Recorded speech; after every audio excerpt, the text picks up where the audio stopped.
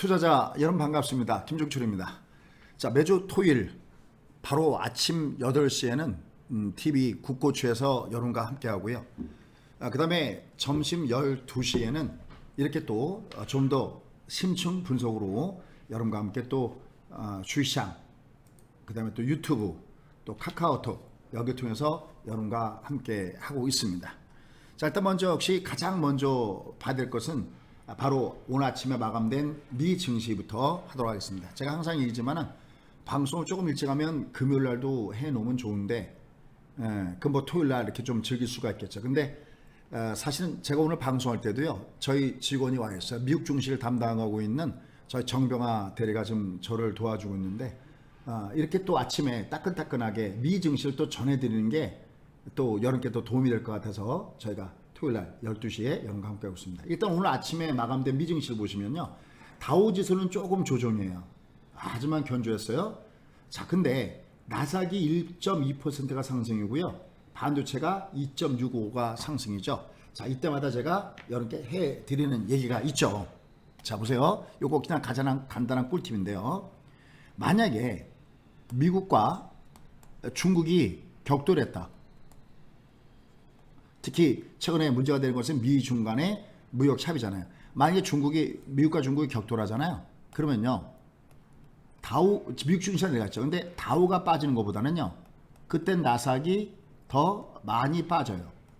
나스닥이 많이 빠지는 것보다는요, 반도체가 더 많이 빠집니다. 역으로 미국과 중국이 서로 맞부딪히지 않는다, 아니면 어떤 악재가 그렇게 나타나지 않는다면, 이게 나타난다면 올라갈 때 다우가 조금 올라가면 나스닥은 좀 더 많이 올라가고요, 반도체는 더 많이 올라가요. 무슨지 아시겠죠? 그러니까 오늘 보면은 뭐 다른 뉴스나 이런 거를 해석해 드리기 전에 오늘 다우가 가장 뭐 주가가 많이 빠진 건 아니지만 세계를 비교해 보면 가장 현재 약하죠. 그 다음에 나스닥이 좀 더 강하죠. 반도체가 더 강하죠. 이거는 안의 내용을 들어보기 전에 우려했던 거는 안 나왔다라는 것이 일단 첫 번째 나오는 부분이다라고 얘기할 수 있겠습니다. 자, 그래서 오늘 일단 먼저 미 증시의 모습을 보면은 참 다행스럽다. 다우지수보다 일단 먼저 나스닥이 올라갔고, 나스닥은 지금 직전 고점대 가까이 가고 있잖아요. 그 다음에 여기 나스닥보다는 반도체는 코드만 아시죠? 속스. 이 반도체는 꼭 알고 계셔야 돼요. 이거 반도체 속스. 반도체가 여기 지금 와 있거든요. 그래서 이 속스 요 부분과 관련돼서 역시 주가가 좀 더 강하게 위로 올라가는 모습을 보여줬습니다. 자, 그래서 오늘 첫 번째 여러분과 함께 할 내용들 여기 지금 준비가 됐는데요. 오늘 보면요, 제목이 N파동 장세. 여러분, 제가 누차 이렇게 그런 말씀드려요. 지금 장은 조정을 받아도 한 번 더 있다. 그죠? 한 번 더 있다 그랬습니다. 무슨 장세가 더 있다? 그렇습니다. 바로 이 장세가 N파동 장세. 이거 오늘 좀 제가 설명드려야 되거든요. 이게 한 번 하면 잘 못 알아들어요. 여러분들 지금 최근에 곧보스에다가 베팅 잘못하신 분들도 많이 계시잖아요. 그죠? 그러듯이 이게 한 번 한다고 아는 게 아니라 몇 번 반복을 해야 이걸 알거든요. 그래서 일단 지금 장이 내려도 김종수 수석이 그랬어. N파동 장세 다음이 있다고. 너무 겁먹지 말라고. 그죠? 제가 계속 얘기하고 있습니다. 자, 그 다음에 6월달에 주도주를 잡을 땐 또 어떤 방법으로 잡아야 되는지 요 두 개까지를 하도록 하겠습니다. 자, 근데 오늘 메인은 뭐냐면요, 역시 무슨 장세? 돈빨 장세입니다. 잊지 마시죠. 지금 장세는 돈빨 장세의 마지노선, 이걸 알고 매매해야 내가 돈을 버는 자와 깨지는 자 두 가지로 나눠집니다. 자, 그래서 먼저 오늘 미 증시 분석부터 보도록 하겠습니다. 자, 오늘 미 증시 분석에 딱 한마디로 여러분께 진행을 하려고 합니다. 그게 뭐냐면 트럼프는 우리가 보통 뭐 기생충 영화에 보면 넌 다 생각이 있구나 그러듯이요. 트럼프는 다 생각이 있구나. 이걸 여러분들이 느끼셔야 됩니다.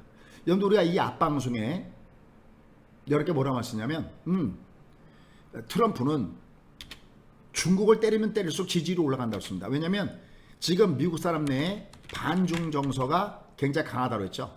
60% 이상이라고 했습니다. 미국 사람들이, 그러니까 중국 사람들을 굉장히 싫어해요.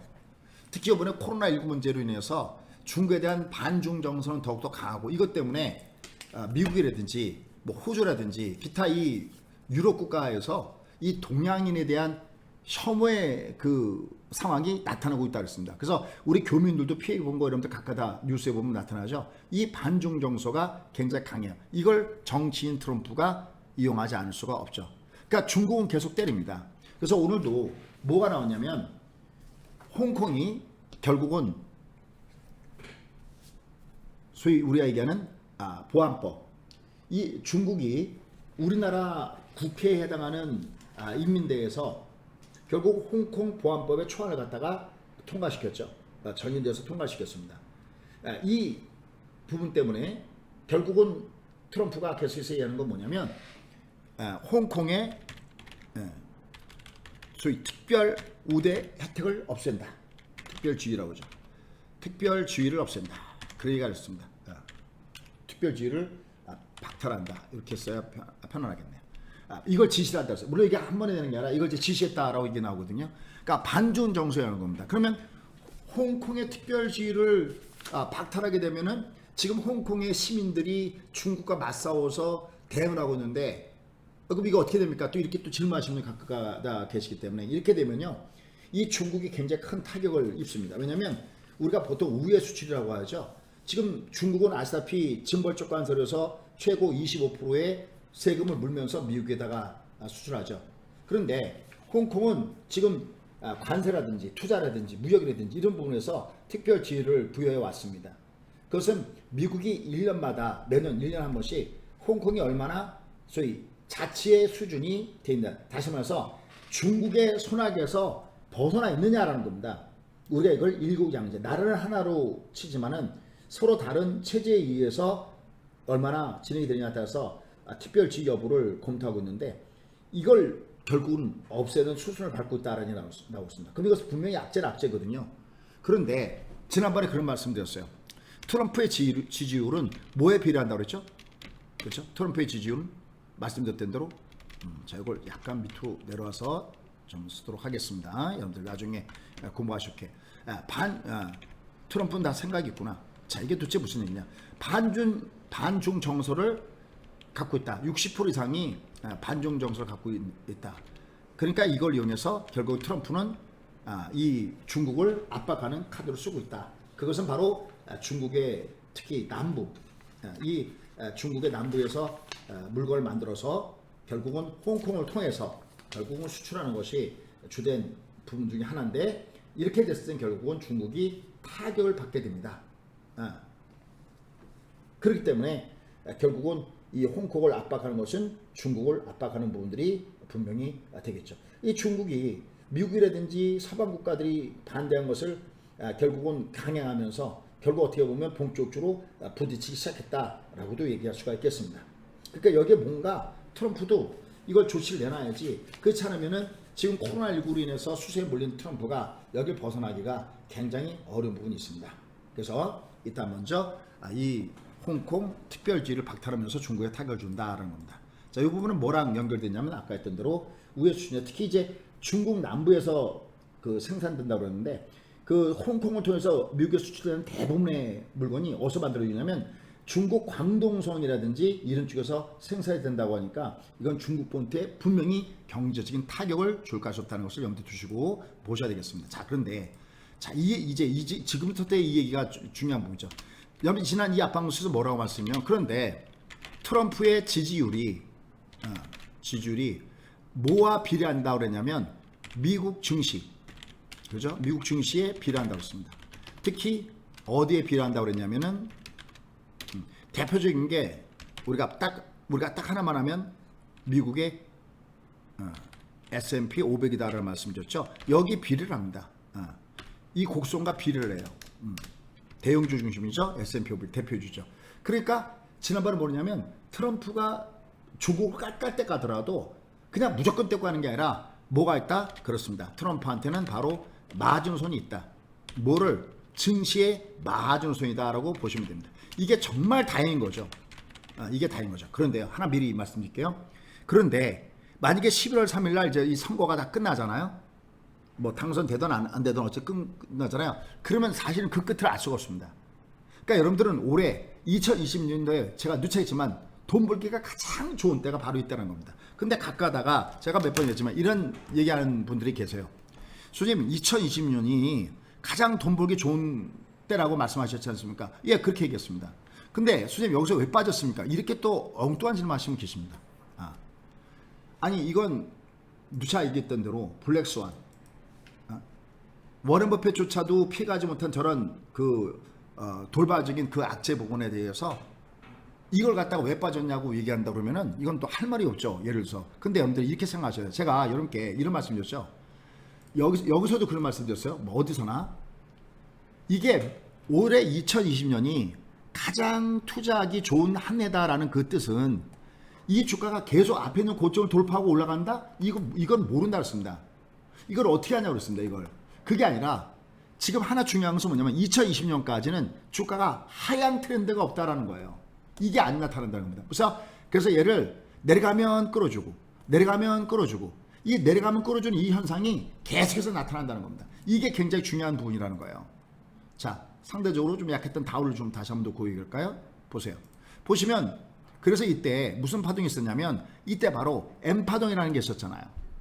내려가면 올라간다니까. 이때 내려갈 때도 여러분들 많은 분들이 공포에 떨었었죠. 이때 여러분께는 뭐냐면 신시어 우리한테 한 척의 배가 있다 그랬고 이때는 한 척의 배가 아니라 무려 세 척의 배. 그래서 한 대가 온다고 그랬죠. 그래서 얘는 내려가면 끌어올리고 내려가면 끌어올리고 내려가면 끌어올리고 내려가면 끌어올립니다.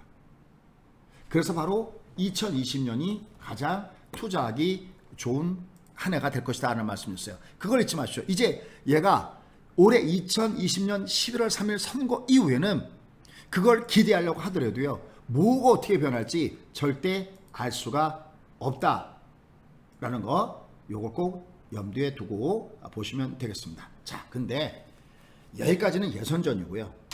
지금부터가 진짜 중요한 얘기입니다. 오늘 TV에서도 간략하게 설명을 드렸지만요. 지금부터가 더 중요한 부분들이라는 겁니다. 그럼 도대체 언제까지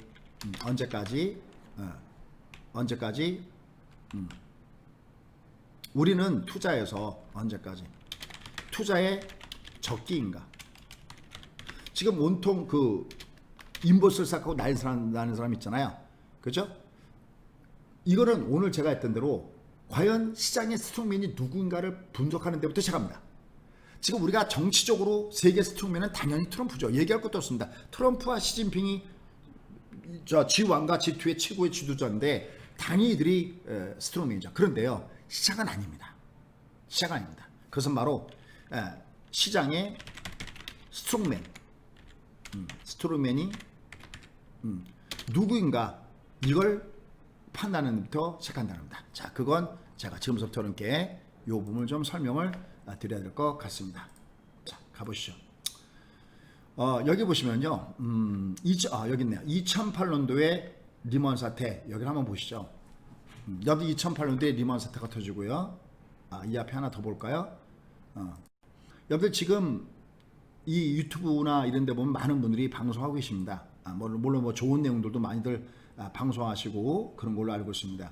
자, 근데 이제 우리가 중요한 부분들이 있어요. 근데 요번 장도 마찬가지입니다. 얘가 이렇게 장이 이렇게 올라갈 때요. 과연 지금 보면 경제를 중심으로 하는 사람들은 아직까지도 지금 이 장이 경기가 안 좋으니까 이거 아니다라고 얘기하는 사람 있잖아요. 그죠? 그리고 또 한 번에 폭락이 온다. 물론 얘는 폭락이 올 수 있어요. 근데 제가 이렇게 드린 말씀은 뭐냐면 얘가 주소가 어디까지 간다. 그거 정말 모르죠. 정말 아무도 모르는 겁니다. 근데 제가 하나 말씀드리는 것은 뭐냐면 얘는 내려갈 때마다 찬스라는 겁니다. 오케이? 아니면 얘가 내려갈 때마다 찬스라니까요. 여기도 그래서 내려갈 때마다 찬스인 거고 여기서 제가 바닥을 잡아드린 거죠. 그죠? 여기서 바닥을 잡아드렸습니다. 정확하게 3월 19일 날 이미 얘가 바닥을 찍었다는 신호가 있었습니다. 그 신호는 뭐였냐면 바로 빅스였었죠. 보시죠. 빅스가 바로 그 장봉이죠. 빅스가 위로 올라가다가 뭘 받았습니까? 장대 음봉을 받았죠. 한번 보십시오. 어떤 연관관계가 이게 돼 있는지. 자, 보십시오. 보시면 여기 3월 여기 지금 보시면 흐름에서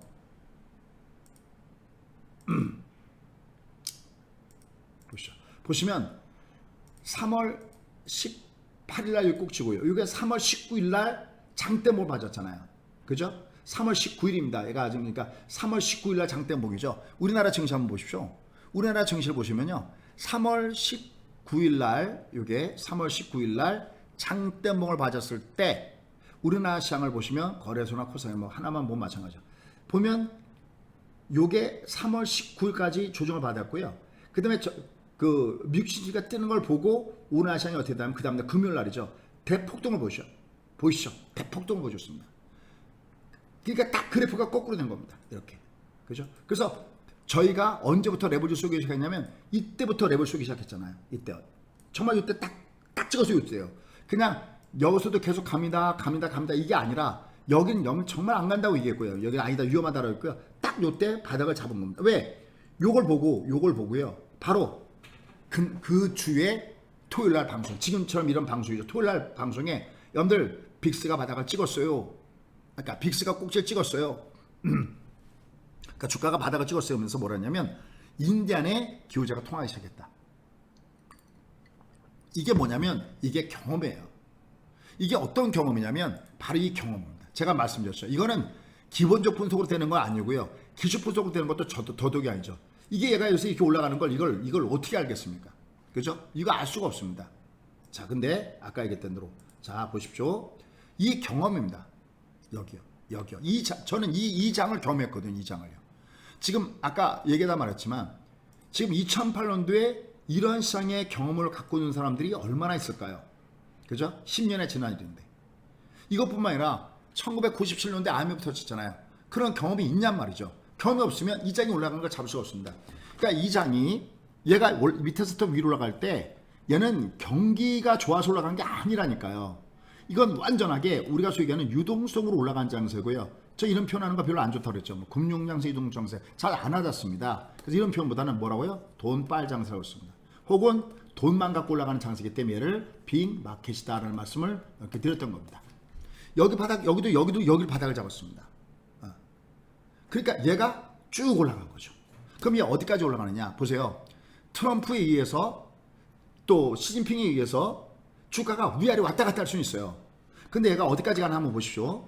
이게 오늘 강의 맥점입니다. 보십시오. 얘가 도대체 어떤 상황이 발생되는지 보셔야 여러분들이 대응할 수가 있습니다. 저 2009년도에 3월달에 바닥을 찍은 다음에 주가는 별의별 혼조 양상이 다 있어도 꿋꿋하게 위로 갑니다. 근데 드디어 이제 문제가 터지기 시작하는 것이 나타납니다. 자, 보십시오. 저 주가가 저기서부터 위에서 조정받고요. 보십시오. 밑으로 훅 빠집니다. 여기요. 언제냐면 2016년도 2월. 여기요. 여기입니다. 자, 이 그림을 꼭 기억하십시오. 오늘 제가 아침에 TV에서 말씀을 드렸지만 시간이 짧기 때문에 자세히 못 드렸죠. 여기가 2009년도 3월입니다. 그 다음에 여기가 무슨 사태냐면 여기가 바로 글로벌 금융 위기입니다. 우리가 보통 리먼 사태다라고 불려지는 거죠. 여기 8년도 밑으로 급락을 줄 때 이때가 바로 리먼 사태입니다. 이 장이 어디까지가 제대로 움직인 장이냐면 바로 여기까지입니다. 근데 요 날짜 요게 뭐냐면요. 이게 2015년도 12월입니다. 도대체 이때 무슨 일이 있었는데 제니 옐런이 이때 금리 인상을 합니다.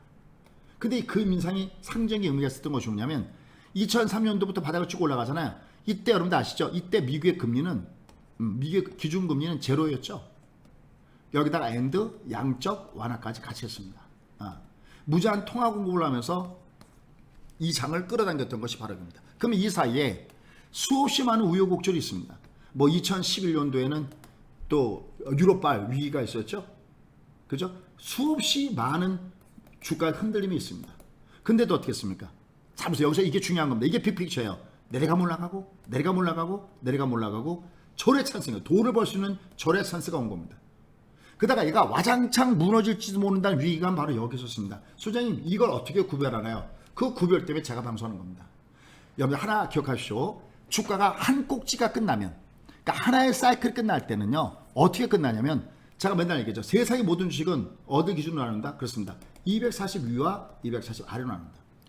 얘가 한 사이클 끝날 때는요. 요 240 아래에서 뭉칫돈 유출 패턴이 나타납니다. 뭉칫돈 유출 패턴은 뭐냐면 주가가 요 위에서 이 수급선 요 위에서 움직이다가 여기 240 이렇게 깹니다. 보이시죠? 여기요.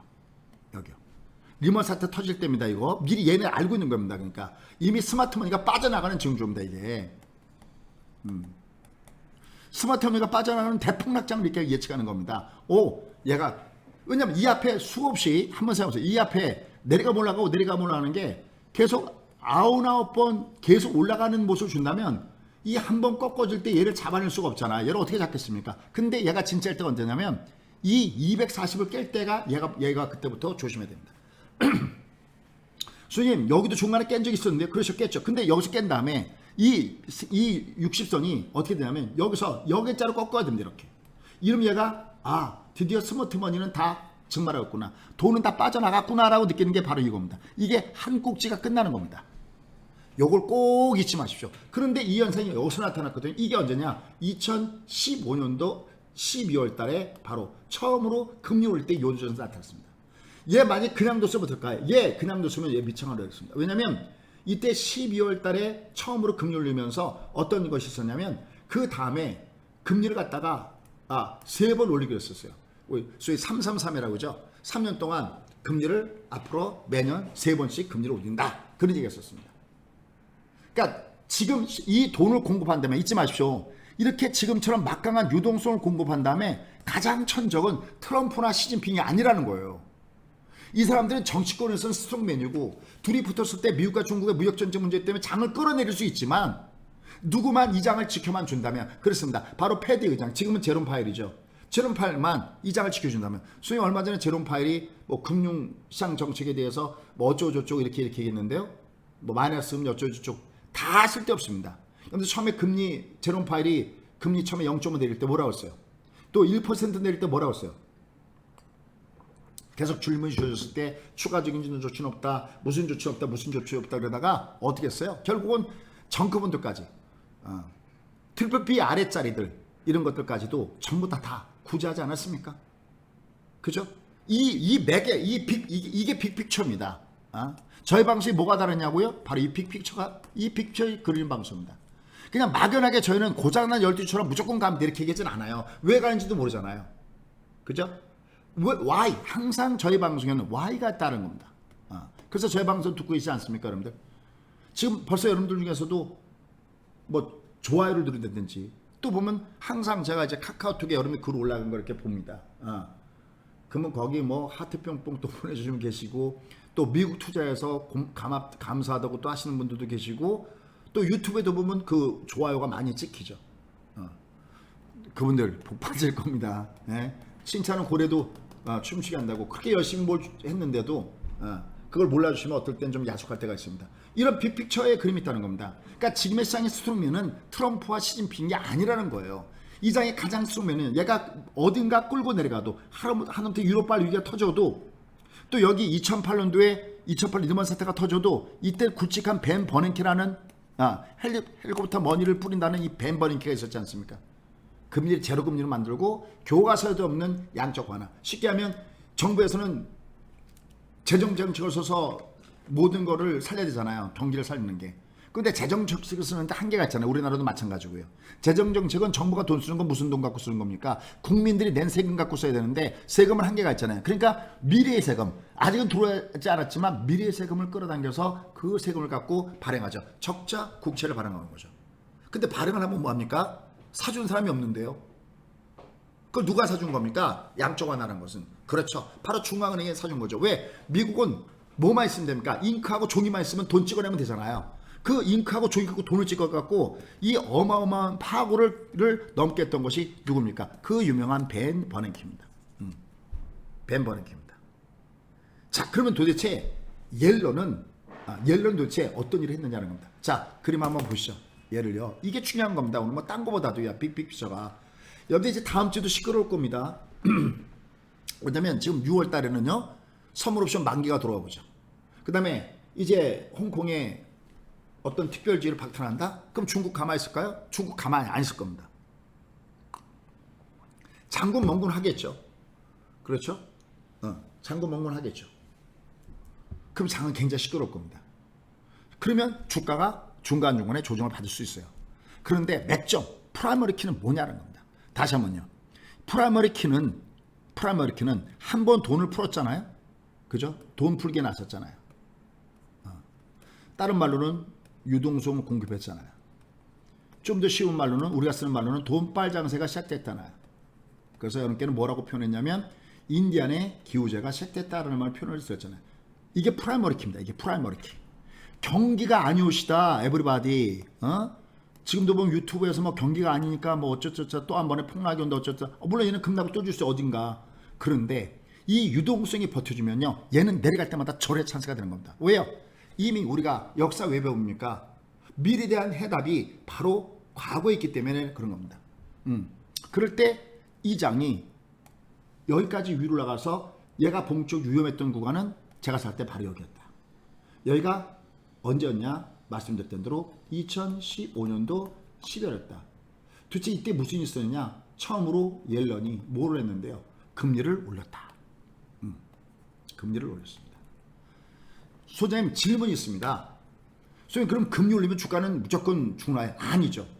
금리를 올려도요. 보세요. 이제 이게 다음 뒷그림인데 요 다음 뒷그림 제가 넥스트 설명을 좀 드릴게요. 다음 그림을 그릴게요. 일단 중간에 마디라는 게 있어요. 무슨 얘기냐면 소위 금융장세로 돈의 힘으로 주가 올라가잖아요. 금융장세 올라갑니다. 첫 번째 금융장세로 주가가 올라갑니다. 그러면 그 다음에 이 바턴을 받는 것이 이 다음 시장에 바턴을 받는 것이 뭐가 바턴을 받느냐면 소위 실적 장세가 이 다음에 바턴을 받아줘야 돼요. 이거 다음에 넥스트 다음의 문제입니다. 다음의 문제. 금융 장세에서 실적 장세로 넘어가는 그 부분은 그 다음의 문제입니다. 근데 그 사이에 뭐가 있느냐? 여기에 뭐가 있냐? 여기에요. 계곡이 있습니다. 계곡이요. 계곡이요. 그러니까 얘가 이 다음에 지금 이게 그 금리 인상 스케줄이 어떻게 되냐면 2015년 10월에 금리 올렸다가 대폭락을 줬거든요. 그런데 바로 제닐런이 참 제가 이 제닐런 좋아하는 게 고집을 절대 부리지 않았어요. 그리고 자기의 실수를 인정했어요. 옐런의 실수 인정했다는 뭐냐면 이게 금리를 올릴 만한 타임이 아니었는데 금리를 올린 겁니다. 왜? 시장이 그렇게 반응했으니까요. 그 다음에 넥스트 2016년도 10월 달에 금리 올렸거든요. 주가 이렇게 움직였을까요? 아닙니다. 자 보시죠. 여기 쭉 옆으로 보시면요. 2015년도에 금리 올렸을 때 미도 폭락했거든요. 이때 제니 옐런이 항복선했습니다. 우리 잘못했어. 우리 금리 안 올릴 거야. 우리 다시 마이너스 금리까지 갈 수 있어. 하면서 주가 올라갔거든요. 2016년도 보시죠. 2016년도 10월 달 금리 올렸잖아요. 주가 어떻게 되나요? 안 빠졌어요. 오히려 그 다음서부터 보시죠. 그 다음에 꾸준하게 금리 올렸죠. 아니 왜냐면 현 상태에서 금리 2015년도에 한 번 올리고 2016년도에 한 번 올린 다음에 금리가 2.2에서 2.5까지 금리 올렸잖아요. 근데 주가가 됐습니까? 올라갔잖아요. 이거는 금리 올려도 되는, 즉 우리가 이걸 찬물 더운물 이론이다라고 얘기하는데 이미 세수 때에 경기라고 하는 그 따뜻한 물이 데펴지고 있는 겁니다. 그래 여기다가 금리를 올리는 소위 찬물을 부어도 주가는 이 합으로 움직이는 거거든요. 찬물을 부어도 찬물 더운물 이론이에요. 찬물을 부어도 이 경기라는 이것이 이 시장을 대표하기 때문에 그러니까 합이 뭐냐라는 거거든요. 주가란 합을 얘기하는 겁니다.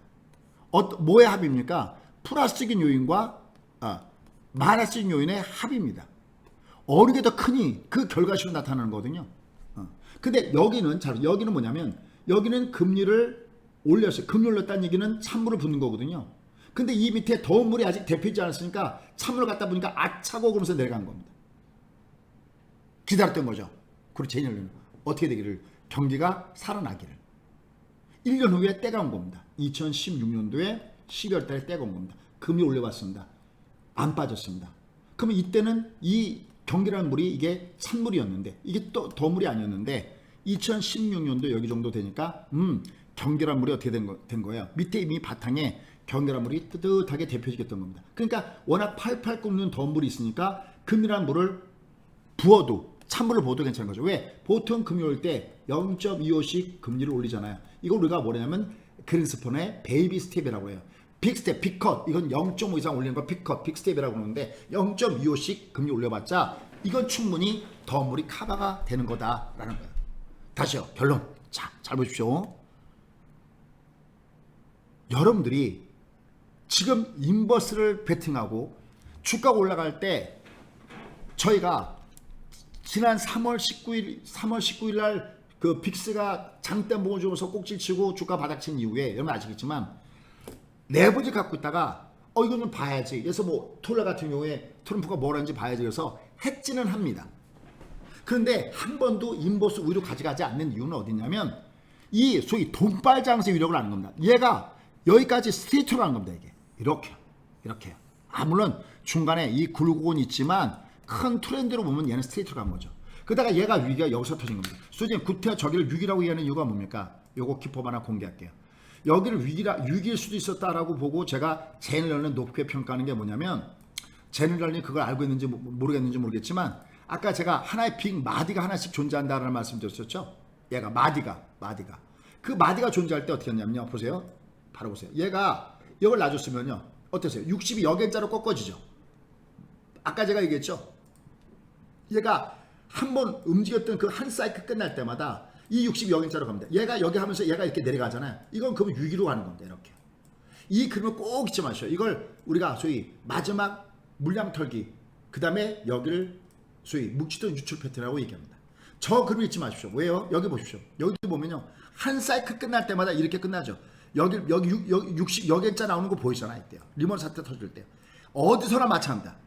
어디서나 마찬가지로 움직이다가 여기 좀 가려는데 어디서나 움직이다 마찬가지로 저런 모습을 준다는 거죠. 그래서 지금의 시장은 조종은 있어도 올라가다가 또 다음 주 혼자 조종이 있어도 뭐를 되기 전까지는요. 그렇습니다. 돈을 빼나가기 전까지는 지금 장은 괜찮다. 그거를 우리가 전문적인 용어로 뭐라고 그러냐. 바로 그것은 뭐냐면 출구 전략이다라고 합니다. 출구 전략이 나오기 전까지 이 시장은 매수에 내려갈 때마다 매수에 잡겠다. 이게 계속 올라간다는 얘기 아니에요. 그러니까 저 같은 사람이 필요한 거죠. 결국 시장의 스트롱맨은 정치의 스트롱맨은 당연히 시진핑과 트럼프지만 트럼프하고 시진핑이죠. 당연하잖아요, 이건요. 그리고 이들에 의해서 뭐 미중 무역 전쟁이 뭐니 뭐 아니면 뭐 긴장이 고조됐던 주가는 빠지죠. 하지만 실제적으로 우리 증시의 우리가 얘기하는 스트롱맨은 그게 아니다라는 겁니다. 바로 패드의 의장이다라는 겁니다. 누굽니까 지금은? 제롬 파웰이죠. 이 앞에는 제니 앨런이고 그 앞에는 벤 버냉켰고 그 앞에는 바로 누구냐면 크리스 펀즈. 이걸 모르니까 그냥 들리는 뉴스가 프라이머리키 가장 위력적인 사람이 트럼프나 시진핑이라고 보고 이들로 인한 악재가 나오니까 이런데 인버스를 갈리고 하는 겁니다. 그럼 우리는 계속 저기를 보고 있습니다. 이게 그 부분이 아니구나. 결국은 시장의 스트롱맨은 바로 돈바를 중심으로 돈의 아무리 트럼프가 물론 패드의 의장에 뭐 압박을 가하면서 금시장을 왔다 갔다 한다 하더라도 결국은 마지막 키는 결국 패드 의장이 뭐라 하느냐는 거죠. 이 출구 전략이 굉장히 중요합니다. 근데 바로 여기에 한 가지 우리가 봐야 되는 게 있습니다. 그게 뭐냐면 제롬 파웰의 고민이 있다는 겁니다. 제롬 파웰의 고민이 있다는 겁니다. 이게 뭐냐면 그린스펀 의장처럼 되고 싶지 않다는 거예요. 이거 아주 굉장히 중요한 겁니다. 그게 무슨 얘기냐면요. 여기 보세요. 2008년도에 얘가 왜 이게 버블이 터진 거거든요. 이때 버블이 왜 터졌느냐라는 거예요. 이때 왜 버블이 터졌느냐. 여기를 조금만 보시면요. 여기 2000년과 2001년도에 미국은 커다란 위기에 들어가게 됩니다. 요 그래프 조금만 더 이런 것들의 경험입니다. 이런 것들은요. 내가 빅픽처의 그림을 말하지만 자식이 이장을 하고 내가 재테크를 어떻게 할 것인지 내가 정말 적극해 말아. 이게 나는 거죠. 엉뚱하게 잘못하면 큰일 나는 거죠. 여기 보세요. 시장이 쭉 올라가다가 이쪽을 볼게요.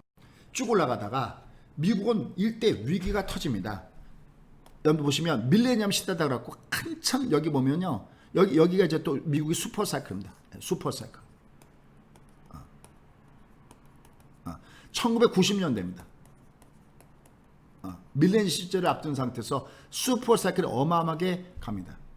그래놓고 어디서 위기가 터지냐면 여기 2000이죠. 바로 2000년도에 뭐가 되냐면 IT 버블이 터집니다. 꽝 하고 터지는 거죠. 그죠?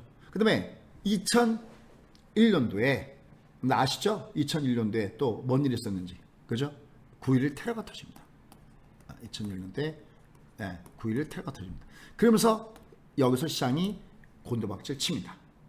그러니까 어떻게 됩니까? 이때는 또 이때도 마찬가지야. 공통점 이걸 알아야 돼. 이때 어떤 현상이 생기냐면 미국이 금리를 얼마다가 떨어뜨리냐면 1% 이때 이제 누구냐면 누구야 그린스폰이잖아요. 1%대로 놓고 저금리를 꾸준하게 가져가 버립니다. 그러니까 장이 돈빨로 또 올라가는 겁니다. 보이시죠? 돈빨로 올라간다. 여기 2007년도에 11월 달인가 꼭지 칠 때까지 얘가 이렇게 가는 겁니다. 그 여기서부터 버블이 빵 하고 터지면서 그 유명한 영화 브래드 피트가 나온 영화 빅쇼트의 주인공이 되는 그 영화대로 이 장이 밑으로 곤덕을 치면서 폭락하게 됩니다. 그럼 자 여기서 도대체 그린스폰 의장은 왜 여기서 거린다는 걸까요? 한참 파티가 진행 중일 때 패드 의장의 가장 중요한 역할 얼마나 그 의장이 뭐랄까요 그 대처를 잘했느냐 이게 결국은 지나간 역사가 이걸 해주는데 그린스폰 의장은 패드 의장이었을 때는 굉장히 칭송받고 세계 경제 대통령이었는데 그만 브레이크를 이 1%대에서 브레이크를 밟아주는 그 시기를 너무나 늦춰서 잘못 밟은 겁니다. 그래서 부랴부랴 여기 2005년부터 2006년까지 브레이크를 계속해서 밟았습니다. 이때 금리를 17번인가 연속해서 올렸습니다. 하지만 브레이크를 너무나 늦게 밟은 바람에 그냥 그대로 가던 게 이 버블이 그냥 쭉 밀고 가면서 버블에서 꽝 하고 터진 겁니다. 접수? 접수? 그린스폰 의장이. 그러니까 누구나가 패드의 의장은 그린스폰처럼 의장처럼 저렇게 버블을 터뜨리는 이 뭘까 불명예스러운 일을 당하고 싶지 않은 겁니다. 그러니까 분명히 적당한 타임에 뭐 할 겁니까? 출구 전략을 하게 됩니다. 한 번씩은 들어봤을 겁니다. 뭐 테이퍼링 어쩌고 저쩌고. 그래서 결국 2015년도에 바로 제니 옐런도 이 꼴을 당하지 않으려고 왜냐면 돈이 풀리면요 반드시 버블은 터지게 됐습니다. 이거 버블 언제 터지냐 제가 살 때 2023년부터 24년까지 조심해야 됩니다. 그냥 이대로 가면 이때는 버블 터질 거로 보고 있습니다. 그럼 중간에 어딘가 브레이크를 밟아줘야죠. 그때 그 출구 전략 그걸 잘 봐야 됩니다. 그때 출구 전략에서 브레이크를 밟았을 때 어떤 현상이 생기냐면 볼까요? 어떤 현상이 생기냐면 여기 이 현상 여러분 이거 정말 중요한 겁니다. 내가 크게 재테크를 할 때 그 브레이크를 밟았는데 언제? 2015년도 10월달 브레이크를 딱 밟았는데 너무 일찍 밟은 겁니다. 그러니까 얘가 아직 경기가 따뜻하게 대표지 않은데 하니까 얘가 그대로 충격파를 먹고 내려가니까 제니럴이 부랴부랴 여기서 항복선 난 거죠. 2016년도 2월달. 그래서 제2의 인천 상륙작전이 시작됐다. 이거 제가 국고초에서 이렇게 얘기했습니다. 정말로. 아마 오래되신 분 이런 데서 아마 하트 뿅뿅 나지 않을까 싶습니다. 이때 정말 굉장히 강하게 시장을 밀어붙였습니다. 이 역사가 있는 겁니다. 이런 경험이 있는 겁니다. 이건 경기가 아니라니까요. 지금 여러분들 코로나19가 완전히 해결되지 않는데 주가가 왜 올라가는지 사람들이 이해를 못하잖아요. 그러니까 인버스 곧보스를 갖다가 넣는 거 아닙니까? 경기 때문에 올라가는 게 아니라니까요. 돈 따발 때문에 올라가는 거니까. 지금 돈 따발 때문에 올라가는 겁니다. 그렇고 다시 타임을 봐서 2016년도에 2016년도에 여기네요. 12월이네. 여기다가 금리 올렸는데 영향 받나요? 안 받잖아. 왜? 이때는 충분히 경계란 물이 대표적이기 때문에 아무리 갖다가 찬물을 부어봤자 한 바가지 푸니까 이걸 카와디기 올라갑니다. 대신 큰 계곡은 어디서 생긴다? 바로 출구 전략일 때 계곡이 생긴다는 겁니다. 결론 이 장은 그러면 어떻게 움직일까요? 어떻게 움직일까요? 이 장은 그렇습니다. 이 제롬 파일이 결국은 그린스폰 제2의 제니얼도 마찬가지 제2의 그린스폰이 되지 않기 위한 조치들이 나올 겁니다. 출구 전략, 이 타이밍, 이걸 언제 할 것이냐 이게 가장 큰 고민일 겁니다. 그러니까 우리는 그냥 뉴스상에서는 트럼프와 시진핑만 보겠죠. 그러나 사실 숨어있는 건 뭐냐면 계속 패드가 돈줄을 어떻게 하느냐 이게 결국은 중요한 맥점이다라는 겁니다. 그러니까 언제까지가 투기적기냐 역으로 얘기한다면 패드 현재인 제롬 파일이 출구 전략을 하기 전까지 이때가 가장 우리한테는 적기다 라고 보는 겁니다. 그 다음에 이제 하나 더 있습니다. 하나 더. 지금 이 장은 돈빨 and 하나가 더 있죠. 하나가 더 있습니다. 그게 바로 뭐냐면 공매도 금지 수급으로 올라가고 있습니다. 그죠? 근데 공매도 금지가 지금 어떻게 되고 있습니까? 지금 3월 16일서부터 9월 15일까지죠. 그렇죠? 15일까지 이게 됩니다. 근데 예전에도 이런 똑같은 상황이 있었어요. 언제 얘들이 공매도 금지가 있었냐면 2008년도에 역시 마찬가지로 10월 달인가요? 그때부터 공매도 금지가 있었고요. 그 다음에 2011년도 유럽발 6일 때도 공매도 금지가 있었습니다. 효과가 있더라는 거예요, 지금 현재. 예, 보세요. 얘가 공매도가 만약에 풀리면 어떻게 될까? 그러면 그때 풀면, 지금도 계속 얘기하지만 펀더멘탈 이게 무지하게 할 겁니다. 이거. 펀더멘탈 고평가 논란이 결국 지금은 안 먹히죠. 왜냐하면 지금은 돈이 엄청나게 들어와 있고 그 다음에 공매도가 없으니까요. 그죠? 고평가 논란이 나오면서 단기적으로 9월 15일 날 저때가 마디존을 형성할 가능성이 또 높다는 것도 미리 봐야 됩니다. 근데 저게 그러더라도 출구 전략이 계속 유지가 되면 결국 시장은 최소한 미국 시장에만큼은 흐름이 긍정적인 흐름을 우리가 볼 가능성이 높다는 것을 염두에 두시고 매매 플레이를 구사하시는 것이 굉장히 좋다라는 겁니다. 그 다음에 아까 얘기했죠. 한 마디가 끝날 때는요. 60이 하방의 패턴을 줘야 됩니다. 그러면 지금은 장이 내려가면 어떻게 되냐면 지금은 장이 내려가면 지금 돈빨 그러죠? 돈빨이니까 또 뭘 받아야냐면 예탁금 있죠. 지금 여러분 아시다시피 고객 예탁금이 무지하게 늘죠. 그리고 지금 현재 신용도 늘죠. 하지만 신용이 늘어도 고객 예탁금이 버티고 있으니까 그게 물량이 나오더라도 그걸 받아줍니다. 이 고객 예탁금도 추이도 지속적으로 관찰을 하고 있어야 됩니다.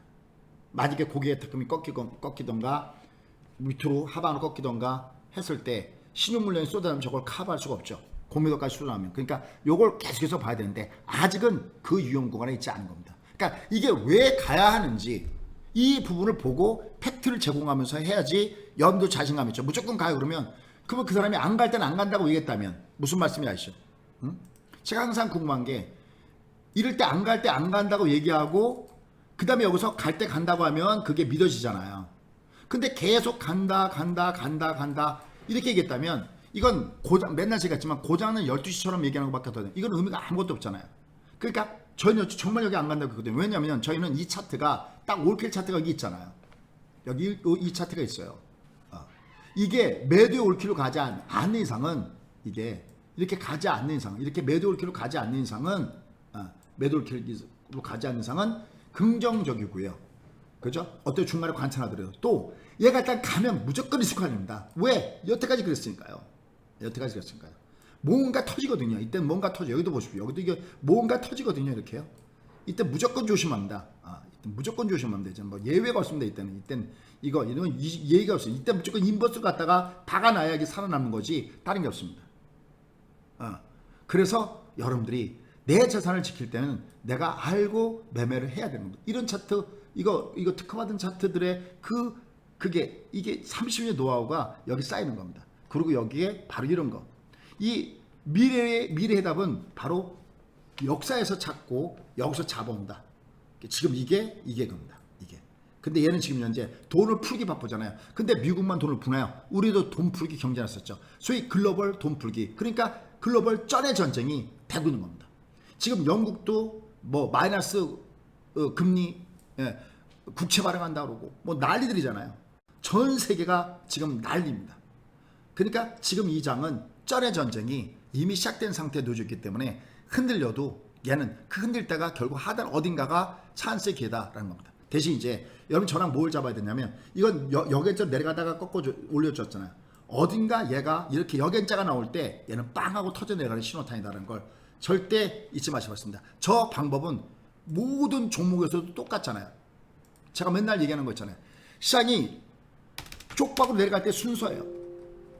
시장이 쪽박으로 내려갈 때 순서예요. 보세요. 쪽박으로 내려갈 때 순서예요. 첫 번째 로우 캔들. 무슨냐면 이 위에 음봉이 예를 좀 합치면 좀 더 낮긴 할 텐데요. 이 음봉이 낮아져요. 무슨냐면 올라가다 내려가다가 올라가다 내려가다 그랬을 때 앞에 음봉을 때릴 때 이 음봉이 낮아지죠. 이렇게요. 이게 첫 번째 쪽박을 나타날 때 로우 캔들의 첫 번째입니다. 두 번째 빅데드. 무슨 얘기입니까? 여기 240을 깹니다. 뭐가 62, 240. 이게 세상의 모든 주식은 240 위에 240 아래에 있다고 했죠. 아까 조금 아까도 보였잖아. 여길 깨버립니다. 그 다음 세 번째 62 하방 여기자.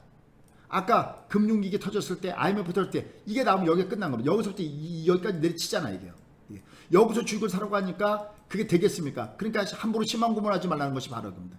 아마 이때 이후에 정말 저희한테 애정을 보내주시고 항상 방송하면 아마 여러분께서 방송 보기 전에 이미 뭐 유튜브 보시던 아니면 뭐 미리 좋아요 누르고 보시는 분도 계시잖아요. 왜 이때 이걸 느끼셨거든요. 그렇죠? 그리고 여기 또 잡아드리잖아요. 딱 여기서 또 이걸 잡아드리잖아요. 그래서 이게 밑으로 쪽박을 나올 때에 이게 주가의 순서입니다. 이게 나오면 끝장나는 겁니다. 근데 지금은 어떤 거냐? 얘는 오히려 지금 얘가 여기서 뜨고 있는 이 부분은 지금 돈을 갖다가 틀이 붓고 있습니다. 여러분들 지금 강남에 있는 부동산도 가격의 하락이 이제는 멈췄다고 그러죠. 그렇죠? 이제는 다시 상승으로 전환한다고 그러죠. 그렇죠? 왜요? 돈이 왕창 풀려 있으니까요. 갈 데가 없는 겁니다. 결국 돈 풀린다, 돈빨 입고로 자산 버블이 기본적으로 나와야 되는 겁니다. 그러니까 역으로 얘는 출구 전략이 나오기 전까지는 얘는 투자의 적기가 되는 부분이고요. 특히 트럼프는 다 생각했구나. 무슨 얘기예요? 바로 트럼프의 지지율이 어디에 비례한다고요? 미국 증시, 미국의 S&P 500에 비례한다. 그러니까 트럼프는 중국을 까더라도 뭐가 있다고요? 마준성이 있다. 이거 지난주에 얘기했던 겁니다. 지난주에 얘기했던. 다만 중간에 얘가 한번 흔들 수 있는 우리 국내적인 부분할 때는 9월 15일까지 공매도가 중지가 됩니다. 그럼 얘가 공매도가 중지되는 여기까지가 어떻게 보면 안전구물이 놓여졌습니다. 이제 이게 가까우면 이제 펀더멘탈 어쩌고저쩌고 할 겁니다. 주가가 높으면 높을수록. 그러면서 거기에 택하면 주의를 계속해서 관찰해야 되는 부분들이 여기 있다. 그래서 돈빨 장세의 마전수는 뭐다? 결국은 그렇습니다. 출구 전략입니다. 지금은 아직 안 나오죠? 왜 지금 돈 풀기 바쁘니까요. 미리 하지만 여러분들은 한 발 앞서서 저걸 보는 겁니다. 역으로 얘기하면 출구 전략이 나오지 않는 이상은 그 다음에 공매도 금지가 되기 전까지는 옌데레가 올라간다. 무슨 파동이 있다고요? M 파동이 있다라는 거를 이렇게 설명드렸습니다. 자, 이제 그런 가운데서 이제 마지막 하나 남았습니다. 그러면 도대체 6월 주도주는 어느 쪽으로 갈 것이냐라는 겁니다. 지금 보시면 먼저 갔던 종목군들이 조정받고 안 갔던 종목이 가고 있죠. 이걸 제가 뭐라 했냐면 가격의 갭 메꾸기 게임이라고 했죠. 그죠? 그러면 이제 먼저 올랐던 종목은 끝났을까요? 네버.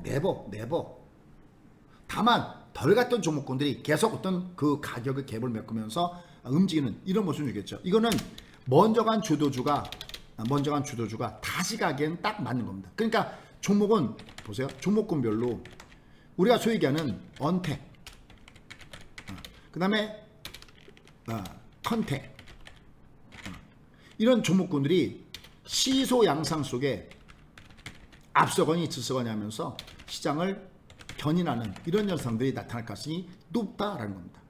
그럼 이걸 우리가 뭘로 잡아내야 되느냐라는 겁니다. 그건 바로 지금 시장에 요번 대로 올라간 주도주에서 그 종목군을 우리가 잡아낼 수 있다라는 겁니다. 보시면 그 종목군들은 뭐 다른 것보다도요. 그 종목군들은 우리가 어디서 잡아낼 것이냐. 이미 여러 차례 말씀드렸습니다. 어떤 종목군이 주도주에 되어 있는지도 이미 말씀드렸던 부분에 있었습니다. 예를 들어서 우리가 카카오다. 그러면은 대박의 반대로 저 쪽박의 반대로 올라가는 대박의 종목이죠.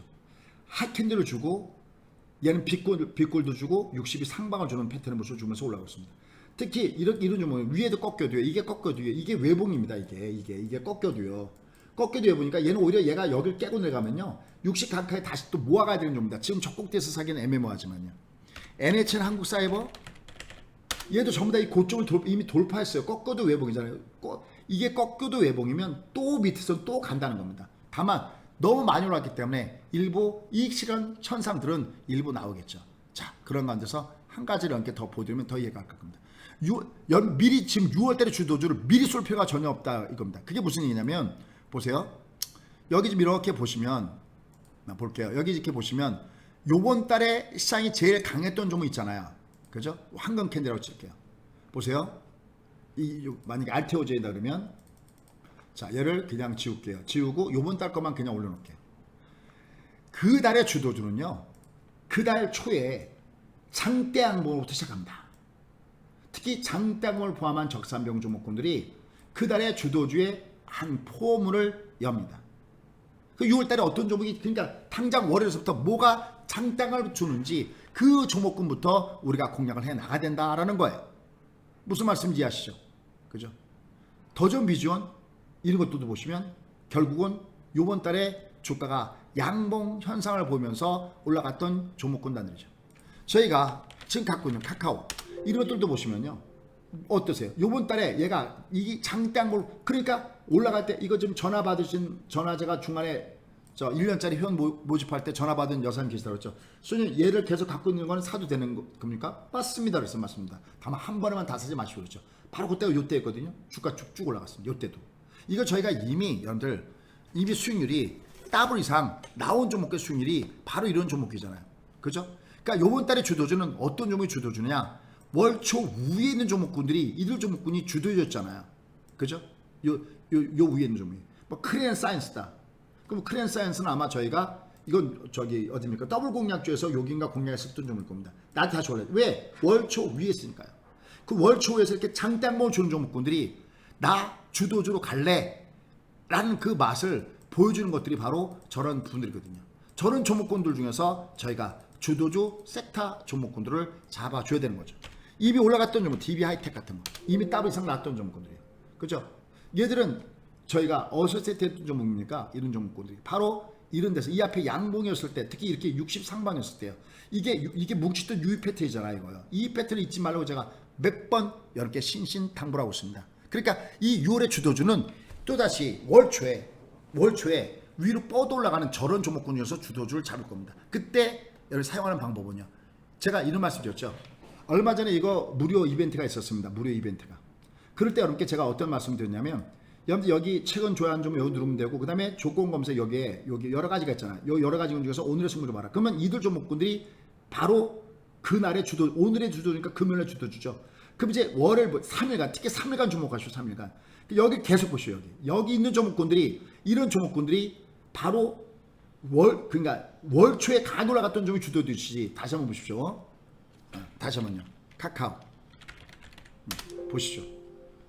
이렇게 가면 얘를 지울게요. 얘를 지우고요. 맨 끝에다 이렇게 씌운 겁니다. 얘가 월초에 이렇게 뽑는 거, 특히 적산병으로 뽑는 종목군들 걔들을 쓸어 담을 겁니다. 무슨 얘기죠? 그래서 상대적으로 약간 탄력도가 약하거나 이런 종목군 줄이고 이들 종목군을 갖다가 끌어당기는 이유가 바로 거기에 있는 겁니다. 그들 종목을 중심에서 여러분과 함께 찾아볼 그럴 예정이었습니다. 자, 저랑 같이 그런 종목을 한번 하고 싶다 하시는 분들은요. 저희가 이게 마침 100만 돌파 기념 이벤트를 하고 있습니다. 그래서 계좌 플러스 장투죠. 계좌 플러스 장투로 가는 거 저희가 지금 현재 100일 서비스하고 있고요. 그 다음에 더블 공략주 이거 종가 공략하는 겁니다. 이것도 저희가 같이 공략하고 있고 그 다음에 특히 알파고 이것도 같이 해서 100 해서 역시 한정판 특별 공급합니다. 그래서 이걸 오늘 저희가 이벤트니까요. 이건 내가 좀 한번 해보시다 하시는 분들은 여기 1668에 4454로 해서 한번 같이 한번 해보시면 좋을 것 같습니다. 그래서 저희가 지금 이제 저희가 갖고 있는 종목군들도 보면 그런 스타일 종목군들을 저희가 갖고 있습니다. 특히 미리 이렇게 말씀드릴게요. 이런 스타일입니다. 이런 스타일이요. 요 카카오 이런 스타일. 아까 뭐 알테오전 보면은 똑같습니다. 모양이. 이런 거요. 똑같죠. 그죠? 이렇게요. 그럴 때 여러분들 요거 무료 체험하고 계신 분들도 계실 텐데요. 여기 다 있습니다. 여기. 미리 아침에 요거는요. 제가 꼭 비교해달라고 했죠. 비교해달라고 했어요. 비교해달라고 했어요. 비교해달라고 했어요. 여기 꼭 누르셔서 여기 보시면 되겠습니다. 여기. 그래놓고 다만 이제 중간에 가짜 수급에 속으시면 안 됩니다.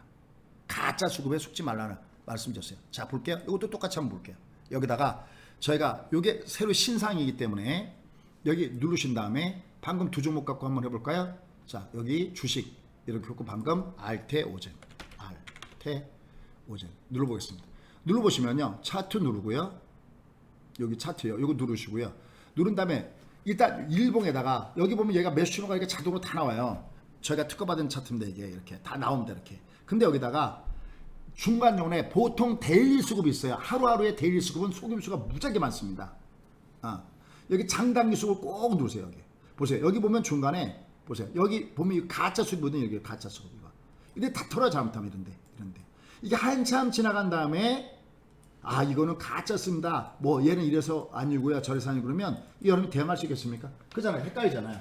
그러니까 얘가 있을 때는 반드시 이 두 개가 일치됩니다. 근데 여기 밑에 장당기수 얘가 받치고 있죠. 저희가 바로 이런 것들이 왜 저희가 저희 차트가 특허받는지. 그참 얘는요 그러니까 카카오도 마찬가지입니다. 카카오도 여기도 보시면요 똑같습니다. 수없이 여기 가짜 수급이 놀아납니다. 이거 카카오 이런 거 이걸 저희가 또 100일 동안 무료로 보이시죠? 보이시잖아요. 여기 보면 가짜 수급 중간 얼마나 많습니까? 이게 무슨 얘기냐면 여기를 잠깐 여기다 한번 더 볼게요. 카카오 그러면 저희가 이게 있어요. 여기 보면 저희도 여기도 보면 저희도 그런 수급이 있어요. 여기 보시면 일봉 차트를 잠깐만 보여드릴게요. 여기 일봉 차트를 바로 밑에 보면 여기 저희가 옮겨 보겠습니다. 여기 요거 변하는 거 보세요. 여기 밑에 보세요. 여기 보면 보세요. 여기 보면 세력동이 하나 나와 있죠. 맨 끝에 밑에. 그렇죠. 여기 세력동이 나와 있잖아요.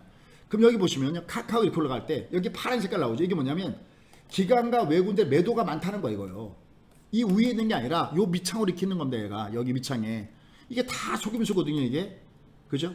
그런데 그거를 여기다가 모바일에다가 가짜 수급에 속지 말라고 여기다가 요거를 만들어 놨습니다. 여기 신상입니다. 신상. 요거 한 달 동안 무료드립니다. 또 하나 주 밑에 보면 여기 타임이 딱딱딱 나오죠. 그죠? 타임이 딱 나옵니다. 패턴을 내가 어디서 써야 되는지 무게중심 있는 종목 딱딱딱 타임이 나옵니다. 그리고 요게 특히 3일 정도 지났을 때 여기 황금 캔들이 이게 다 잡힙니다. 지금 시장의 주도주는 다 여기 있어요. 여기요. 뭐 여기 보면 2차전지 뭐 첨보나 이런 것들도 있고요. 샘표, 우이솔루션, 그다음에 뭐 두산 솔루션 뭐 이런 것도 죽이죠. 크레인사에서 저희가 이거 들어갔던 거, 그죠? 이런 것들 여기 다 안 했습니다. 그래서 요 자동 검색도 요 안에 있습니다. 요걸 다 통틀어서 100 이렇게 해서 드리니까요. 한번 정말 좋은 기회입니다. 한번 여러분들이 보셔갖고요. 이런 분들 같이 하시고요. 전화번호 여기 1668-4354 요로 하셔서 100일 요 100일 이게요. 여러분들이 한번 저희를 경험해 볼 수 있는 좋은 찬스입니다. 그러다가 나중에 또 이제 빅 이벤트가 있으면 여러분들은 계속해서 할 겁니다. 저희가 정말 13년 연속 저희가 1위를 하고 있습니다. 정말 좋은 기회거든요. 좋은 기회니까 꼭 한번 여러분들이 한번 같이 한번 호흡을 맞춰서 한번 해주고요. 특히 가끔다 그런 질문 하시는 분이 계세요. 수님 저는 이걸 일일이 볼 수 없는데 어떻게 합니까? 할 때는 저희가 종가에다가 베팅해서 얘를 다 뿌려 드리고 있습니다. 이것도 이번에 100일 같이 드리니까 꼭 한번 보시면 좋을 것 같습니다. 자, 그래서 여기 마무리 우리가 이거 이제 얘가 이제 시수장세를 보면서 움직일 텐데요. 얘는 특히요. 보세요. 월초에 뭐라고요? 가짜 수급. 그리고 엔드 뭘 봐야 된다고요? 진짜 수급. 요걸 봐서 1차는 종목. 그리고 엔드 여기에 장대 양봉을 주는 종목군들 볼 겁니다. 그걸 아까 초기 거길 보시면서 하셔야 되겠고요. 이런 종목을 중심으로 저희가 살펴보도록 하겠습니다. 결국 지금 회장의 스톡맨 마지노선은 무엇인가? 이걸 알아야 내가 매매할 때 도움이 될 겁니다. 자, 항상 열심히 들어주시고 또 항상 좋은 격려의 글 보내주신 여러분들 진심으로 감사합니다. 다음 시간에 뵙도록 하겠습니다. 즐거운 휴일 되세요. 고맙습니다.